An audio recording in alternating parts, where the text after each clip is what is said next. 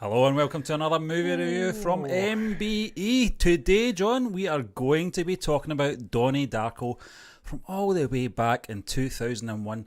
We didn't actually get it here in the UK till 2002 for whatever reason, I don't know. But I would say that the UK actually warmed to this film a lot more than the US, as I recall back in the day. 8 out of 10 on IMDb as well. It's a highly rated film, John. One of my favourites from the early 2000s. Doesn't get any earlier than 2001, I suppose. But this film was directed by Richard Kelly and stars Jake Gyllenhaal, Jenna Malone, Mary McDonnell, Patrick Swayze, Drew Barrymore's in there as well, just to name a few of the famous stars in this film, John. A very strange film. I know you watched it last night to sort of recap. Yes. I've not seen the film in maybe about a year. I did a review for this, which I've not actually. I've intentionally not went back and read it. I don't really want to repeat myself from how I experienced the film back then, but it's a film I do like to go back to every now and again, and it's just great. It was the first film I think I saw Jake Gyllenhaal in as well. I say Jake Gyllenhaal. How do you say his name? I say Gyllenhaal as well. Yeah. Apparently it's Gyllenhaal. Gyllenhaal. Yeah. Is it Dutch or something like that? Swedish. Swedish. There you are. So there you go. But it is a strange little film, John. It's one that's always intrigued me. I said to you earlier, it maybe took me about 3-4 attempts to actually try and understand what's going on in this film. It's a mind bender. Visually, it's a very strange film. That whole orb thing that goes on, that comes out his chest. I think that's to represent time. I think, I'm not sure. It's just the spiritual essence as well. It's also a very funny film. It's under drama, mystery, and sci-fi. I would put this in comedy as well. It's a very dark comedy. Yeah. Jake Gyllenhaal has some. I know you've highlighted it in some of the notes, John. Some of the scenes, and I actually did watch these not that long ago, these scenes, but it's a great film, and it obviously stars the late great Patrick Swayze as well, who is very impressive in this film. But one of these, he's impressive for all the wrong reasons. Stephen, he's a wrong yin. He's a dark horse, yes. Yes, he's a paedophile ringleader. Yeah. Spoiler alert if you've not seen it. If you've not seen a movie which has been out for 19 years, perhaps it's not the movie for you guys. True that. And you should scurry off under the rock. Listen, I'll pass it over to you now, and you can guide us through this review experience. Stephen, as you did say, I did watch this movie again last night. I had to refresh the brain because I like to structure the review out at a nifty little guideline with all the sort of primary points that I take from the movie, maybe memorable scenes and whatnot, and we structure it that way so we don't really backtrack and go over the same points, the same things time and time again. We had a bad experience with a Jim Carrey sort of breakdown, and I kept you back to Liar Liar again and again and again throughout it, and it's like, no, John, we're in the year 2000 now, John, you're going back to 96 again. You did other movies, John. Jim's been a very versatile creature. Don't keep going back to Liar Liar. We learnt from our lessons. We did. So I watched it last night, and I'm glad I did, because I've seen this movie maybe twice prior to this. And you're right, Stephen, it's a movie which requires multiple viewings to really grasp what the hell's going on. And even then, even after 3 viewings, you might still not get all of what was going on in this movie. Richard Kelly, I believe, the director, first time he ever directed a movie, and it was this. What a way to start your directorial career. Look at the introduction as well, man. I've says in my notes here, perfect. It really is. It captivates you from the word go. Donnie's waking up in the middle of a road to an absolutely stunning wide shot. It's sort of the landscape, the scenery. It's a sunrise. Beautiful. The music, I don't know the song, you may. It all introduces beautifully. It introduces the primary character, Donnie, his dysfunctional family, the neighbourhood.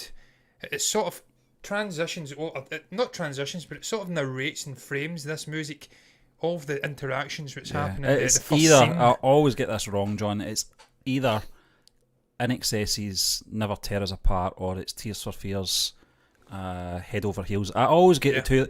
Both of them feature in the film, and they have similar sort of vibes to them. That sort of montage of all the characters doing what they're doing in the film. It's Jim Cunningham coming into the school and meeting the teachers when it's the second sort of long extended scene. No talking, just interactions with the characters, played out in the backdrop of just beautiful and perfectly curated, I'm going to say, music for each scene. It certainly is. I love the introduction, man. I love it. I love the dysfunctional family that is the Darkos. That bickering over the table, instantly quotable, Stephen. Yeah. You can't really say it though, because it's full of profanity. We don't like to swear on this, but I'll do my best. Yeah. I'll do my best, Fox Mulder. That's such BS. I'll try and dance around the swear words. You're such an F-ass. Did you just call me an F-ass where we can suck an F? Oh, please tell me how you suck an F. I'm always. What's an F-ass? The little girl says. The dad's sniggering away. Yeah. It sets them up beautifully. This little girl's sort of innocent, but she knows what's going on. The two siblings, older siblings, they're bickering, but they clearly have a connection. They're sort of rebel. They kind of rebel. The parents are not really parents, man. I mean, they're kind of parenting, but the dad's like, he just lets it go. He doesn't give a shit. And they don't vote for Dukakis, apparently. No. Which says a lot. They must be Republicans. Yes, exactly. Oh, yeah. So, that's right. Correct me if I'm wrong. I'm not up my American politics, but I'm pretty sure that's correct. But I love that scene, John. It was that scene kind of, hit home that there's going to be some elements of comedy in there. And when you get Jake and Maggie bouncing off each other like that, you can imagine that's what it would have been like in their real life household growing up. It's like yourself, John, having a sister, just having that bickering and trying to outdo each other. As I am, Stephen. Yeah, and try to outdo each other and stuff like that. But it was so funny. I loved it. She's rapier sharp and I'm even sharper, I would argue. She would probably say differently, but it sharpens up. We like to fence every now and again, even now in the 30s. Stephen, look, it doesn't muck around. It sets up this guy sleepwalks. He's slightly dysfunctional. He's kind of on drugs. Medication, There's bickering. He's on medication, I should say. He's seeing a psychiatrist. He's a sort of black sheep of the family. They don't know how to handle him. Yeah. He's calling his mum a bitch.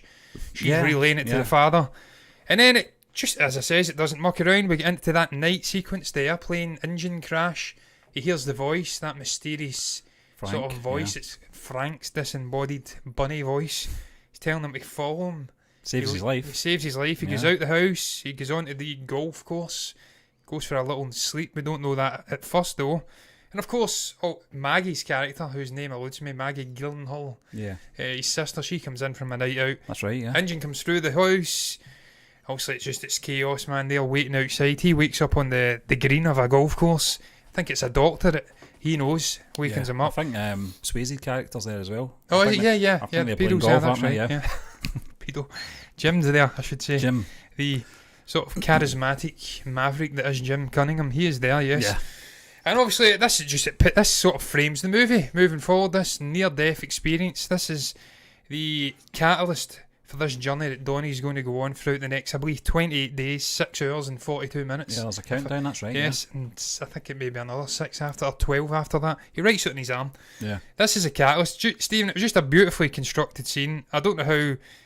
Well, obviously they didn't do CG. This movie's not got a huge... There is some CG moments, don't get me wrong. Some not great. Impressive and some not so impressive. The storms at the end, quite impressive. Stuff coming out of the body, not so impressive. But obviously lifting that engine out of the house, it was very well constructed. I enjoyed it. What did you make, Stephen, know about that scene? And then, obviously, Donnie's first interaction with Frank. The first time you've seen this movie, and you've seen this 6-foot bunny rabbit speaking to him with sort of chrome face and...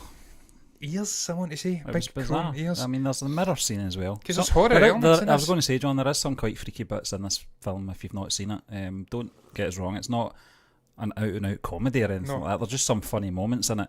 But you're right, John, there's a lot of horror elements as well. There is a mishmash of genres in this film. I think that's why I do like it, because... All good movies need it. It never gets old. I don't think it looks that dated. Well, it's set in 1988, I think, John, you said. Yeah. So it's a time... Apparently. It is a period film. You could class it as that, I suppose. It's set in that period, but it doesn't look over the top 80s. Everyone's jumping about, like Miami Vice and stuff like that. It's not like that, like The Wedding Singer went exaggerated, that sort of time period. It's very subtle, and I think the music is very important to it. I think the soundtrack really does paint a picture of that time, that era. Yes, it does, Steve. I'm just trying to get over that near-death experience of my own, which I just dodged, choking on a beer bath. I don't know what that's about. But Stephen, obviously, we spoke about the music in the movie initially at the start. Some really great 80s tunes in here, and just the vibe of this movie in general, it just perfectly captures the 80s. This is a 2001 movie. It feels like what's his name? John... The great guy that did Uncle Buck and... John Hughes, yeah. John Hughes. It feels almost like a John Hughes movie in terms of visually, the way that they capture the era. It feels like Uncle Buck in a sense. The fashion, just the cars, the set design, the houses, the music. I love the music in this movie. I've not actually had a chance to look up the soundtrack, but there's some really iconic ones in there. That one,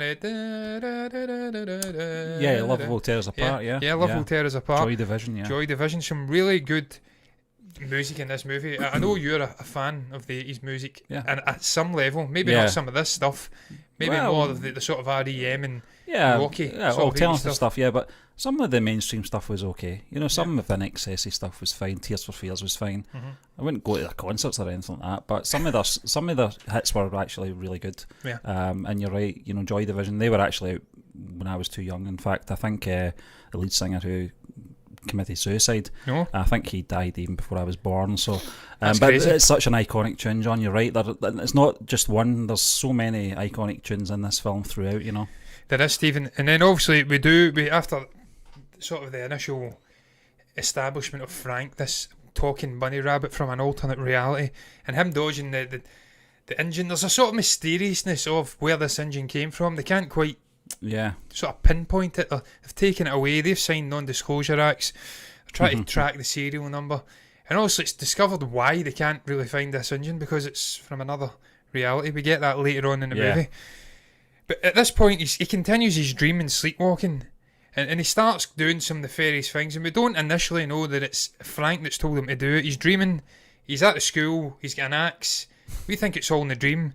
It sort of moves to the next day, and we realise the school has very much been flooded. There is an axe right in the middle of the mascot. I think it's like I don't know what it is, that bronze thing. Kind of bulldog or something. Yeah, like a bulldog, yeah. And he's just wreaked absolute havoc. But what I love about this movie, Stephen, is the fact every single thing, and we'll get into this later on as well, every single action that Frank sort of makes Donnie do in this movie all has a positive outcome for him or for other people.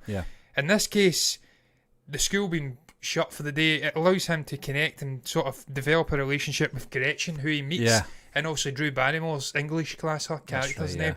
That she comes in, she's a new start, it's kind of mysterious, she sits down next to him. You can see there's a sort of kindling of something there, and then when he does that, it opens up a day where he can connect with her. So every single dream sequence where he does some nefarious things always ends up working out well for Donnie or other people. I loved that in this movie. What did you make about the sort of first dream sequence where he's acting out on behalf of Frank, the amazingly tall bunny rabbit? John, he's 6 foot. He's not. I can amazingly only tall. reiterate what you just said there. You know, I think Frank has came into his life to improve his life. You know, and the people around him. You're absolutely right about that. This is the day off, if you like, isn't it? The sort of, it's almost like Ferris Bueller, but hanging out with his friends with the air rifle and shooting some bottles and stuff like that. Then we get that, obviously, that great Smurf discussion, which always stuck in my head for some reason. There's something about Jake Gyllenhaal's performance in this film. I know we're going to talk about performances later on, John, but when you're actually that passionate about Smurf talk, you know, and you know all your facts and figures, and very sexual. Yeah, you know, and there's a funny line from one of his friends that just, why do you have to keep ruining things by being so smart? So smart. Yeah, something like that. It's just great, you know. There's something about the chemistry and the dynamics between Donnie and his two friends. It's just so funny. I almost forgot as well, there's a bully in this film as well, and a bully sidekick, John, that you didn't even notice. I didn't know it was Seth Rogen. Seth Rogen, yeah. No, I was too fixated on that just god-awful bully guy. He's just an absolute shithead. Yeah. He's pulling knives out, he's snorting coke in the lockers and everything. He's just a shithead, man.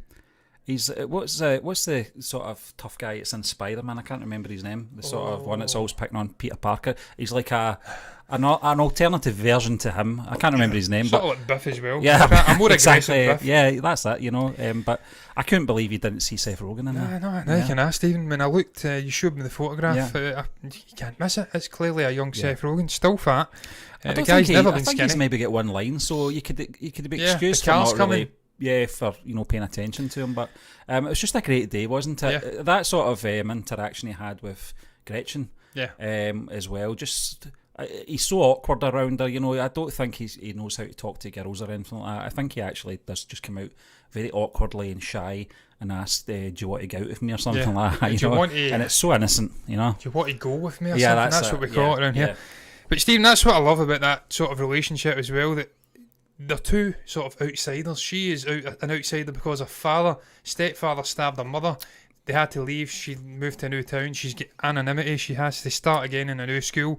he's an outsider in the sense, out with his two friends, because he's this sort of mysterious guy who's done some crimes. He's obviously got issues, you know, and he's taking medication. He's going to see a psychiatrist. Yeah. They almost bond in a sense immediately because they can connect on some level, and she's almost his outlet when all of the things start happening. It gets worse and worse. He has this burden, the weight on his shoulders. He goes to her time and again. They really do develop a cracking little relationship in this movie. But Stephen, obviously there's another line, there's a funny line I have to say, I can't let it slide.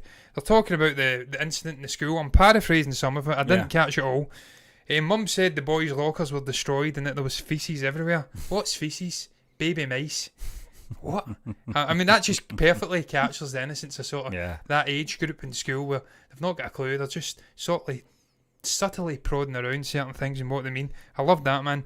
There's a certain authenticity in this movie about the sort of the school characters, just the way they handle the different personalities, the way they've got a certain innocence in things, they're clued up in other things. It's just beautifully put together. Again, it's almost like a come-to-age time travel horror, mystery, thriller, dark comedy movie. There is a real blend of different themes in here, and I feel that all of the great movies, modern day cult classic movies, if you want to band that into that category, they all have that conglomeration, I'm going to use that word again, of different themes, and it's a great melting pot, and I love it. Is, yeah. After that though, we kind of broke down the asexual Smurfs thing, but just Donnie, man, the guy's got so many great moments in this. Jake Gyllenhaal's fantastic. He just connects with his character. There's a fearlessness about him, isn't there? There's just a coolness, even though he is an outsider, he's got a certain, I don't know, cocksure attitude where he stoats around with a degree of confidence because he just doesn't care.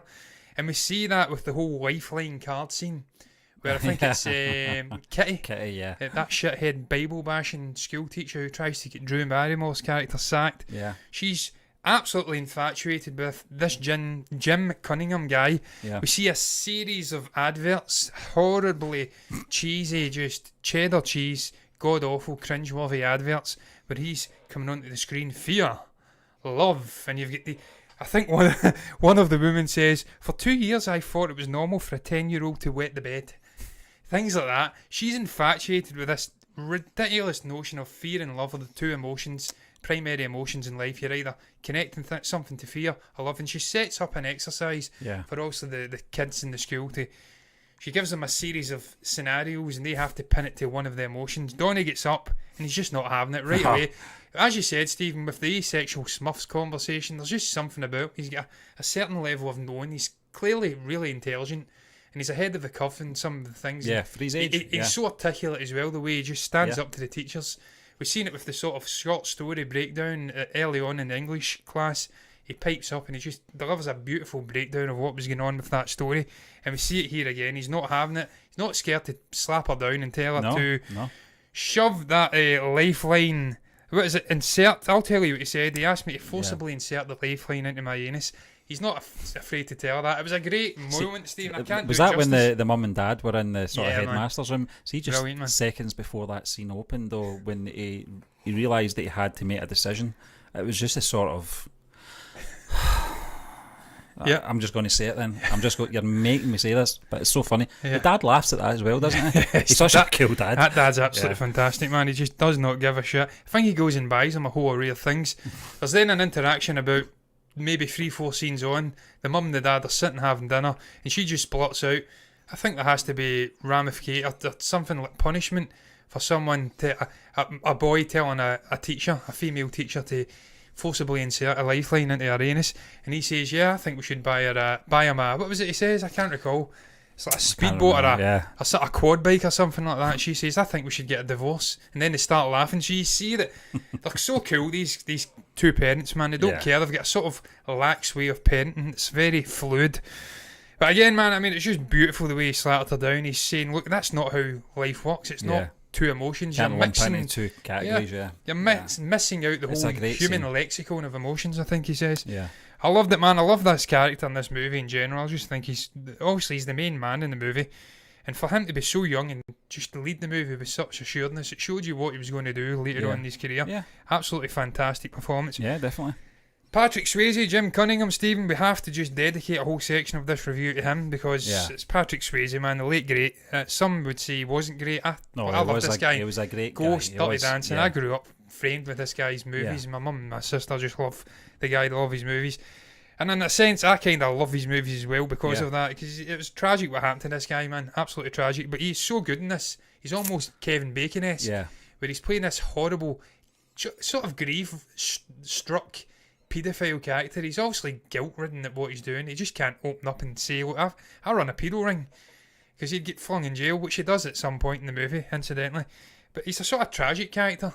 You feel sorry for him in a sense. He's full of shit. He's a bullshitter. But he's tragic. You see at the end when he's crying in his bed. He knows that what he's doing is wrong. He's sick. But I love the performance. I says he's a gonk muffin. And a pedo, in brackets. But Stephen, man, the scene where Darko nails him.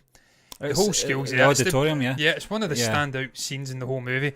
He's getting all the kids down. He's giving them sort of, I don't know, inspirational things. Yeah, that's linked to fear. That's linked to love. Come on down. It's usual pre-teen angst with some of the kids. Some of them are a lot younger.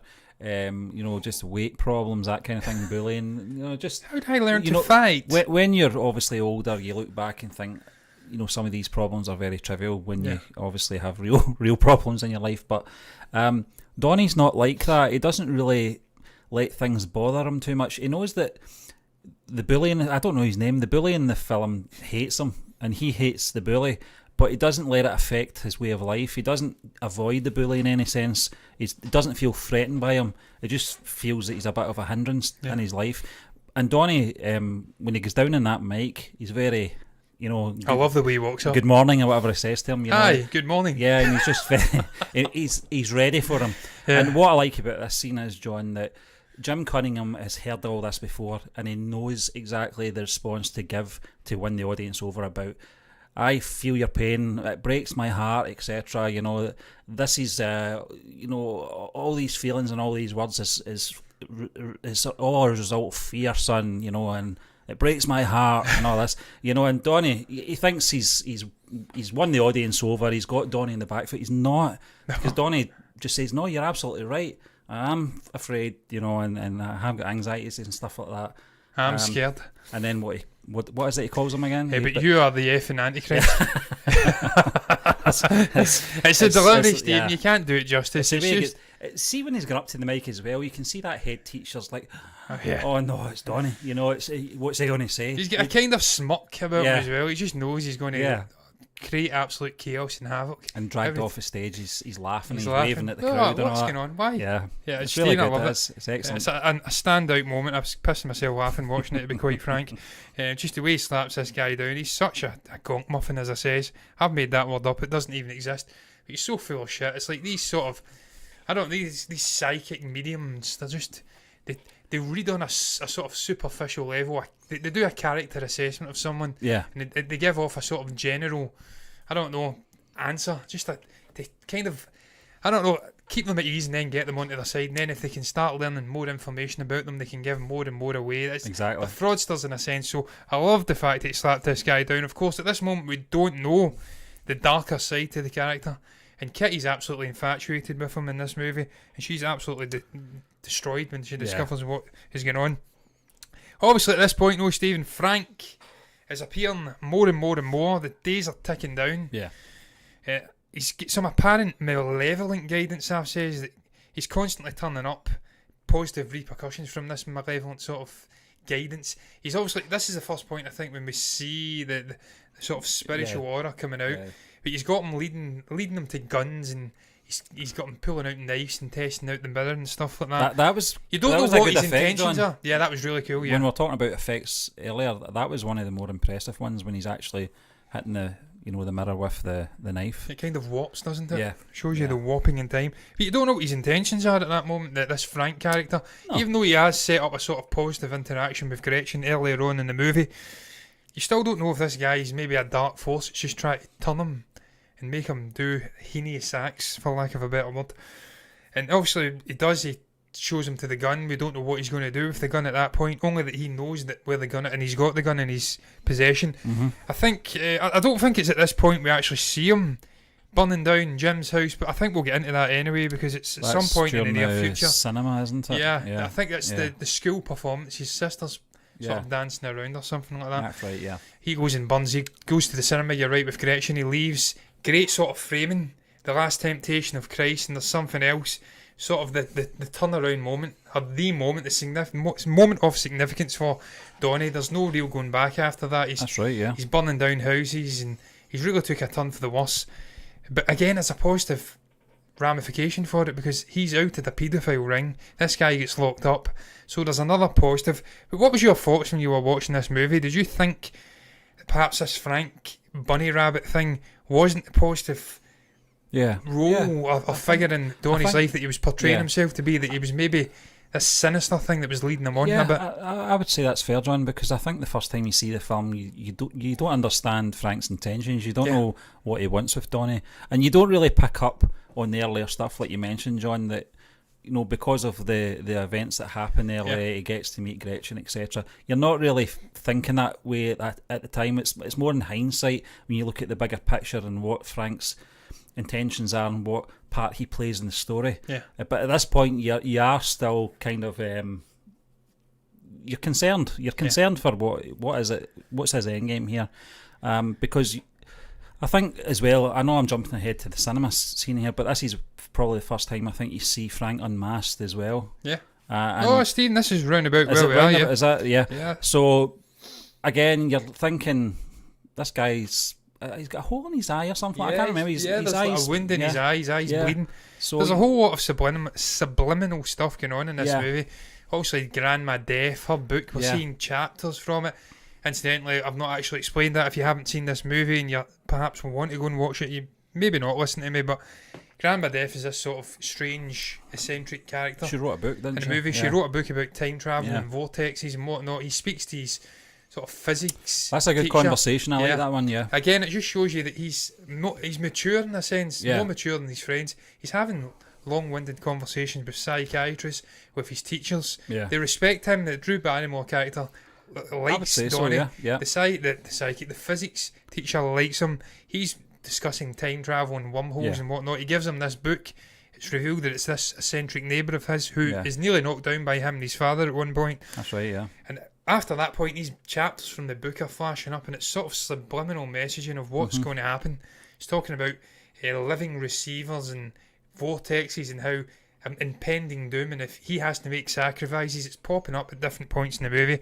It's quite cool. It's short and sweet. It's like maybe 10-second little snippets of the chapters, and then they move on with the movie. I really enjoyed that, kind of leading you where it's going to go, but not spoiling the movie. So it's not so on the nose that it's completely obvious the first time you watch it. But you're right, the subliminal messages, you get that when Frank takes his mask off. You're like, what the hell was going on here? This sort of, I want to say he's like a Native American or a Hispanic guy, long hair. He's got a wound in his eye. You're like, what is going on? Why are you called Frank? Because my father was called Frank and his grandfather before him. And again, he's also possessing this figure. That Frank is this sort of, I don't know whether he's a demon or a sort of other real ghostly figure, or whether he's like God himself, or whether he's just, I don't know. It's never explained. Maybe Donnie coming from the future, sort of leading him. I don't know what he is. Again, that's one of the beautiful things about this movie. There's so many different takes on what the hell's going on in this story. I think you just interpret it the way you want, John. You can take it whatever way you want. But that's one of those sort of subliminal moments. It gets explained later on in the movie, and it's a sort of aha moment where you see the actual guy in the suit. There's so many other moments, man, but I don't know if you've got anything else to say about that cinema scene before I start rabbiting off about time vortexes and tangent universes. No, I think this was probably the turning point, John. I think this is sort of, I don't want to say midway point, because it's probably maybe 2/3 of the way through by this point, but it's certainly the point of no return. You're right. The conversation with Frank, leaving the cinema, leaving Gretchen in the cinema to, I think she was sleeping. I can't remember. He goes and sets fire to Cunningham's house, comes back to the cinema. There's no going back after that, so this was the sort of point of no return. And again, you see that with the sort of Last Temptation of Christ thing. I love that actual, the juxtaposition of him walking out of the cinema. He's taking the bait, he's doing what Frank's doing, he's going down that path, because he has a conversation with his physics teacher about these auras. What if you're just following God's path? This is your preordained path. I don't know, your destiny, your density, is obviously your man George McFly would say, to follow these orders. I mean, he's following what Frank's telling him to do. He's almost following, if I can speak, the inevitable, what we're getting at the end of the movie. And that's sort of the Last Temptation. He's not doing he's not ignoring what he's telling him to do. He's very much on this path to where he goes at the end of the movie. Grandma Death, we spoke about the whole mail. We've not spoke about the mailbox. No, not the mailbox, no. She keeps going back to the mailbox time and again to look for letters, and again, subliminal stuff going on there. It's so important for the end of the movie. He leaves a letter for her. Yeah. And it's sort of, I don't know, it's a strange movie. It's the past is mixing with the future in a sense. John, you're right. There's so many messages in this film. First time round, you'll miss probably most of them. Yeah. Until the end, when you find out what happens at the end, it's not till maybe your second, third viewing you start picking up all these little messages and you understand what they actually mean. Yeah. Going to the mailbox every day has obviously got an importance as well. Yeah. Although it just looks like she's crazy. Yeah. Or she's basically. got dementia or something like that. Yeah. I mean, I loved it. I loved all the little things. The Tangent Universe thing was an amazing sort of explanation as well. But I think we'll go down that rabbit hole later on. At this point, I'd probably go into the whole psychiatrist, the sessions that come and go, that drip feed where this guy is in his mental state, his state of mind, if you like, throughout this movie. He's getting hypnotised. She sort of assesses this is the best way to go, to take him back and look at what's happened in his past, what's happening with Frank and whatnot. And in a sense, she's almost emotionally readying Darko, I've says, for what's to come, because he's kind of he's in a dark place at the start, but he seems to come to terms with what's going on and what he has to do, because at the end of the movie, he's absolutely, that's it. His mind gets made up, he's going and doing it, he sacrifices himself, as you will probably know if you've seen this movie. If you haven't, sorry. And I just loved it, man. I've went off on a poor tangent here, Stephen. No. Talking a lot of crap. No. I've said the psychiatrist scenes, they almost examine God, existentialism, loneliness, and how it shaped this guy. He's a fundamentally good guy, but he's got problems. And he's just, again, it's almost like the core themes explored in this movie are explored through the psychiatric sessions. It's all about existentialism for me, loneliness in humans and in general, the fear of death, what's after. It's the closest you get to knowing the real Donnie. And they're important scenes, John, you're absolutely right. It's very important to talk about these scenes. They were very important scenes to include in the film as well, because for most of the film, you're only getting Donnie at surface level around his friends. He's not really going to open up with them about all his anxieties, his problems, what he's thinking and stuff like that. Yeah. There is early indications, slight indications, when he's talking to the physics teacher and Drew Barrymore's character as well. But he doesn't really open up to many people. No. It doesn't even really open up to Gretchen either. You know, there's a bit of a bravado act with him around her. To an extent, he doesn't really.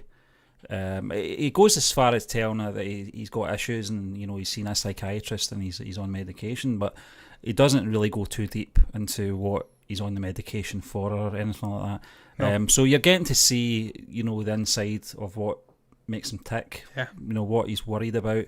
Why it is almost subconscious as well with the hypnotic stuff. Yeah, it's coming out of him. He doesn't even know. Yeah.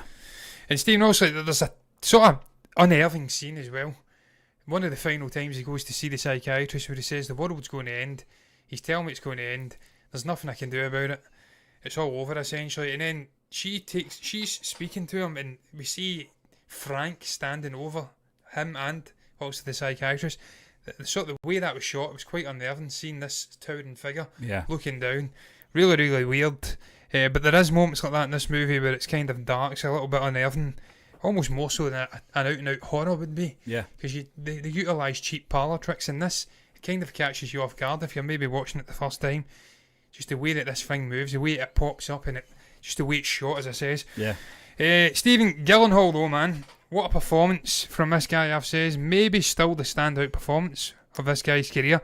I mean, I loved him in that the Sisters Brothers. Yeah. Alongside Joaquin Phoenix and John C. Reilly, I want to say. Zodiac as well. Zodiac. He's been in some truly brilliant movies, but I think this is one of his best performances of his career. Yeah. So young as well, isn't it? Yeah. It's mental. There is something about it. I think just his age sort of carries the weight of that for me. Just how mature he acted in this film. For someone that hadn't done a lot of big films at the time. I think maybe the first few films I saw him in were all independent films. Yeah. I would class this as an indie film. It didn't get well received when it first came out, as I recall. I might be wrong, John, but I think this actually picked up more attention once its DVD release. There's movies like that, though. It's funny that, isn't it? Yeah. There's another one. It's very strange, and it just grows arms and legs, and becomes a cult classic. Shawshank as well. It's bizarre. It really is. But there's something about this guy in this film. It's just he's so endearing. He's the guy that you want to be. He's the guy that you want to hang out with. He's cool. He doesn't give an F about anything really. Doesn't let anything worry him until obviously the psychiatrist scenes. You actually start to understand how his mind works. But it's just that whole cool exterior. The way he looks, he kind of looks. He's head down, but he kind of looks just like that. Just a cool guy, and it was the first film I saw him in, and it really after that, I don't think I've missed many of his films. No, Stephen is an outstanding actor. He usually brings his A game, no matter what the movie is, no matter what the genre is, what the size of the role is. I loved him in this, man. It's a deeply complicated character, and he really does shine as an acting sort of performance. Just the darkness he's going through, the loneliness, the fear, just being thrust into this whole existential battle, sort of having to pick the whole of humanity with self-sacrificing himself, and just that sort of shy awkwardness. But then he has got the bravado as well. He's got the coolness in a sense, that battling in within him. And obviously he loves his family as well, but he doesn't like to show it at times. And I just thought he balanced it all perfectly. He had the real human lexicon of emotions within this character. I love the performance, one of the best performances I've seen in a movie probably, and it really does carry the movie for me. But Stephen, there is other performances in there. Yeah. And I'm going to ask you what your other standout performances are. For me, right away, I'm calling it out. You've got to have Patrick Swayze in there. Yeah. Because he's outstanding. I loved Holmes Osborne as Eddie Darko. I thought he was brilliant, the dad figure. Yeah. And obviously, what's his face? I'm totally blanking on his name right now.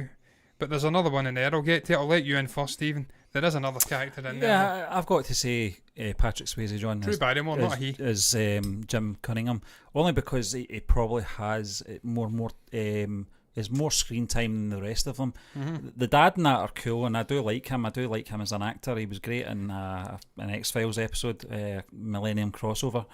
Drew Barrymore is always fantastic in what she's in. Very underplayed in this film, I felt.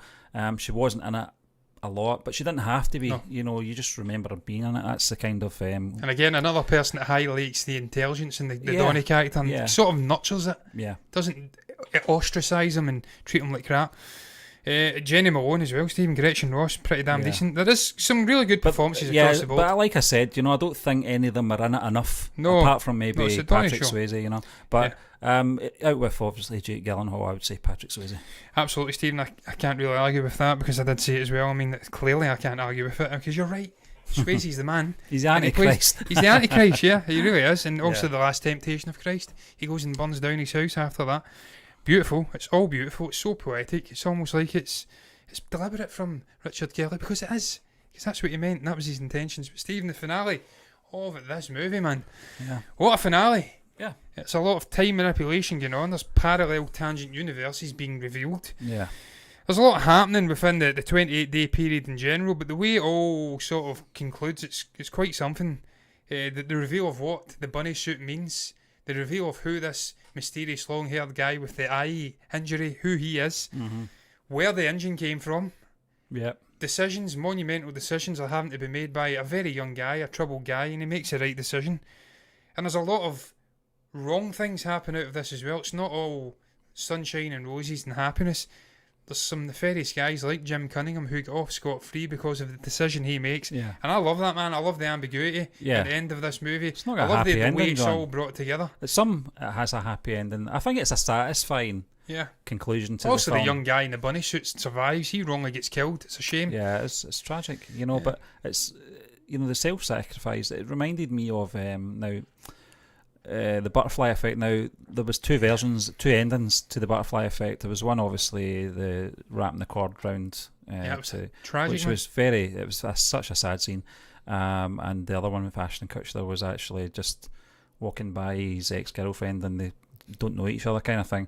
So there was two endings. I don't know what one was the director's cut, but it was that self-sacrifice scene that really hit home, and it's maybe not as tragic in this. It's not visually as tragic as we saw in the Butterfly Effect, but Donnie knew what he had to do, to save Gretchen. Not just her, but everyone else's lives that had been messed up since the first day of those 28 days or whatever, Yeah, Stephen, look, it was fantastic. Yeah, of course, she obviously gets killed incidentally. I never actually says that. She gets ran over. Yeah. There's a lot of people, innocent lives, who are sort of destroyed through this splitting of universes, and he has to right the wrong. Some amazing visual moments as well in this sequence. There's some terrible CG in this movie that's not aged well. No. But you can't say that for the storm and the sort of the tornado, the sort of time vortex which is hovering over the Darko household. That was really, really cool. The moment where he's sitting in the car, she's dead next to him, he's looking out, the police are after him, and he realises, look, my life's done here anyway. I'm going to jail.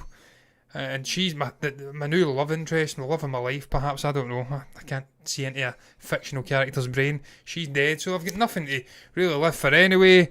And ultimately, as I did say, through the psychiatrist thing, he's grown so much, and he's almost settled into doing what he has to do. And he does. He goes back home. He rolls into the bed. There's a smile on his face. And then it plays out. We see the mother and the daughter coming back, the red-eye flight, the engine comes off. Yeah. And it's really, I don't know what the significance is in that. Also, the mother almost killing her son, in a sense. That there must be some sort of ancient Greek, maybe mythological story where that happens. But it's shrouded in sort of symbolism. I ain't read it though. I just thought it was neat how that happened. It was a sort of vortex. The engine was mysterious. They didn't know where it came from. It comes from that flight 28 days earlier. Or 28 days later, I should say. I don't know what. Even now, I'm getting befuddled and confused. But it was just a beautiful ending, man. I loved it. I can see why a lot of people dislike this movie, Stephen. Yeah, it's a Marmite film. They think it's crap. They don't understand it. They think it goes nowhere. I can't disagree more. I think it's thought-provoking. I love movies which get you thinking. It settled, even last night when I watched it again for the third time, it settled within me. And I was thinking along, and it kind of disturbed me, and it made me feel uncomfortable. And I like that. I like getting that from movies. I like movies which make me think and touch me emotionally and in the brain. And it's not popcorn flick. Sometimes movies can't end the way you hope they will, and they can't end. Oh, everyone's happy. That's not life. Yeah. There's a film, John, that I'm trying to get you to watch that you're going to be really frustrated. I know Kevin Fellow, movie burner, was really annoyed by the ending of Arlington Road. It's a great film, John. We'll have to do that at one point, because I really do want to know your thoughts on the ending of the film, because just like Donnie Darko, I was very satisfied with the ending. I'm quite at peace for not the hero to always win at the end of a film, because that's not life. It's not realistic. The good guys don't always get what they want, but I think actually Donnie ironically did get what he wanted at the end of this film. It was I think he managed to do more in those 28 days, I think, than he did for the rest of his life previous to the first day of the first 28 days. And I think he lived more in those 28 days than he ever did before. He met Gretchen, etc. He called out this paedophile and stuff like that. He got the respect of it was almost Groundhog Day, where he was committing arson and doing all these crimes and living vicariously. And ultimately it didn't lead to anything. He got away with it scot-free. Well, he didn't. He died. No. So it was tragic, but he kind of got away with it, It didn't really happen. So he got to do all the things that he probably wanted to do. And Frank knew that, and that's why the wily old, or big shit in the bunny suit, that's why he did it. He gave him a little nudge. Got him to live his last 28 days full of happiness and excitement. Stephen, I didn't feel sorry for Darko at all. It was tragic, but you see that with the smileys. And again, I keep going back to the psychiatrist things, but they were just pondering God and theological stuff and existentialism, and he was almost scared to be alone, but she was prodding him and saying, look, maybe you're not alone after it. Maybe God's there and there's something afterwards. I think he came to terms with that. We'll just find out what the hell happens when I die, and he makes that decision. He's smiling at the end, and I think he was happy. So look, hats off to the guy. He saved the universe, and he was happy while doing it, and it was a magnificent ending, cinematic-wise. I was going to speak about technical stuff, but Stephen, there was some well-shot moments in this movie. I don't even know who the cinematographer is in this. I think it's Stephen Poster. I've got his name up. I don't even know why I says I didn't know. I clearly looked at it 5 minutes ago. He's not really went on to do much after this, to be honest with you, so I'm not going to spend much time reading about Stephen or whatever the hell his name was, I've already forgot it. Poster. Composer, Michael Andrews, again, not really did much, Stephen, after this. Yeah. But, I mean, technically it was okay. It's not going to win awards, and I presume it didn't win awards for I don't think so. technical things No. like cinematography and whatnot, but it was merely okay, so I'm not going to spend too much time on technical stuff. I'm just going to go right in, Stephen.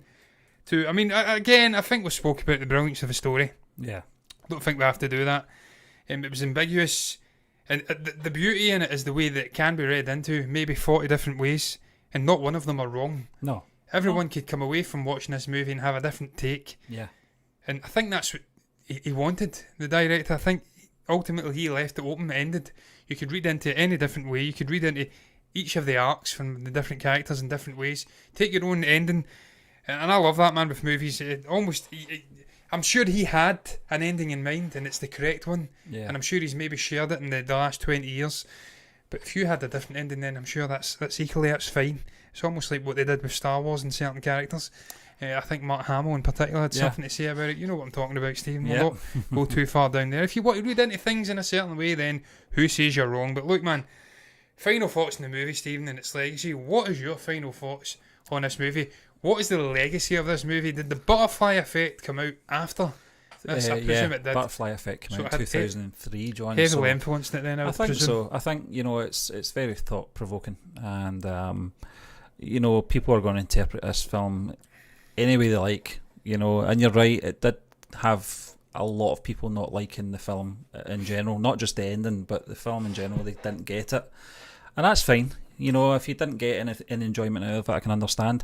I saw the film, I think, 3 years after its release. It was a friend of mine I used to work with, gave me a loan of DVD, and I was blown away with the dark comedy in it. I was blown away with the soundtrack as well, because it was all my favourite sort of tunes of the day, in the late 80s. When I was a lad, so it was a good period film, and it's a film I do like to get back to every now and again. I think it's just got that kind of style to it. It's got a very unique style. It's a very odd film, like I said at the beginning of this review, but in a charming way. Jake Gyllenhaal was my introduction to this actor. And just the dynamics he had with his family members, his friends, his teachers, and psychiatrist, and obviously his girlfriend as well. It was just a very interesting and a very well written film. Absolutely, Stephen. I can't really add much more to that, but I'll try my best. It was a great examination of humans, and this deep, ingrained fear of being alone, existentialism, just great sort of time paradoxes and all of that. I love it, man. It's wacky, but it's great. It's totally unique. I ain't seen another movie like this ever. The way it's open-ended, the way it threads things together, the way the characters pop. All of the characters feel real, they feel alive, they feel 3D, for lack of a better word or term. Alive! It's alive! So I love that, man. I love characters that pop. I love the dialogue when it pops. That's why I love Tarantino movies. This guy, I don't know if he's went on to do anything else. It was his first movie, as I did say. He really hit the ball out the park. It was a home run. Yeah. It's a modern day cult classic for me, for a whole array of different reasons. For the ones I just mentioned, for the performances as well. Patrick Swayze's in there, and what more the hell do you want than that, than having Swayze in a movie? I just love it. I love the 1980s as a decade. I love the era. There's something about it. It's just marries well with coming of age and just that sort of I will mention something about storytelling. Richard Kelly, John. He was born in 1975, which would made It'd have been 26, 27 at the time. 2001, 2000 it would have been made. So that would have been 26. 25, 26, yeah. 26. Very young director. Very young Very writer as well. For something very deep. Absolutely, Stephen. And to hit it out the park in that nature, and to have the cast he had, I mean, there was some stellar actors in there. I mean, Gyllenhaal was on the way up. Drew Barrymore And Swayze and whatnot. Yeah. It's impressive to get that performance out of characters of that standing. Look, man, I love the movie. I love it. I've seen it 3 times. I'll probably watch it another 3 times over the course of the next Lord knows how many years, if I'm here, God willing. I love it, man. I ain't get much more to add to it. I think it's fantastic. It stands the test of time. You can watch it again and again and again. It never seems to lose its edge. You come away with something different every time you see it. It's divisive, but I love Marmite, man, and I love my Marmite movies, and I love this movie. So, Stephen, I ain't get much more to add on it. On that note, I'm going to round it up. On that note, what do you guys make about the great Donnie Darko? Do you think it's great? Do you think it's crap? Are you indifferent to it? you ambivalent towards it? I'll use all the words. I'll get the lexicon of the English language out of my mouth before I enter. If you've got anything to say about it at all, about this review, anything we've said, you can comment below and let us know what your thoughts are down below in the comment section. You can also like the video if you have enjoyed it, and you can subscribe to the channel if you want to keep seeing us. Giving away, I'll give a little rift here. I have been drinking beers on a whole array of retro movies that are to come, movies in general. May not be retro, maybe might not be new, might be somewhere in between. You'll see us reviewing them every Friday. You'll also see us doing movie news shows Monday through Thursday if you subscribe. If you do, I'll see you on Monday. Me and Stephen will be back. Bye bye, guys.